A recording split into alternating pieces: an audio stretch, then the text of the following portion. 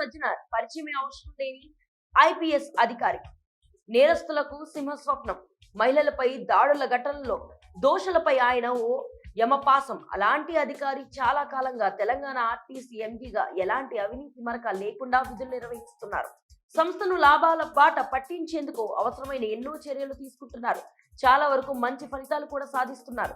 అంతటి మంచి పేరు తెచ్చుకున్న ఆయనపై ఇప్పుడు సంస్థకు చెందిన కొందరు సిబ్బంది చేస్తున్న అవినీతి ఆరోపణలు సంచలనం సృష్టిస్తున్నాయి. సజ్జనార్ ఏంటి, అవినీతికి పాల్పడ్డం ఏంటి అంటూ సామాన్యులు కూడా ముక్కున వేలేసుకుని మరీ చర్చించుకుంటున్నారు.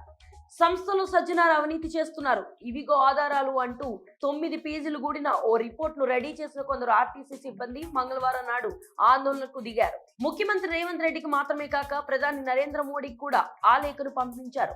విచారణ చేసి కఠిన చర్యలు తీసుకోవాలంటూ డిమాండ్ చేశారు. ఈ సంచలన వ్యవహారంపై ఆర్టీసీ ఉన్నతాధికారులు వేగంగా స్పందించారు.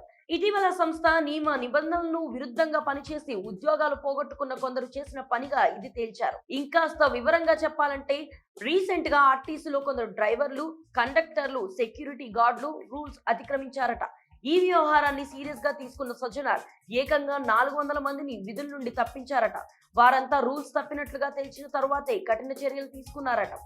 అందులో కొందరు నిరసనకు దిగడమే కాకుండా సజ్జనార్ పై కోపంగా ఇలా అవినీతి ఆరోపణలు చేసినట్లుగా అధికారులు తేల్చారు. తాము చెప్తున్న దానికి మద్దతుగా కొన్ని వీడియోలు కూడా రిలీజ్ చేశారు.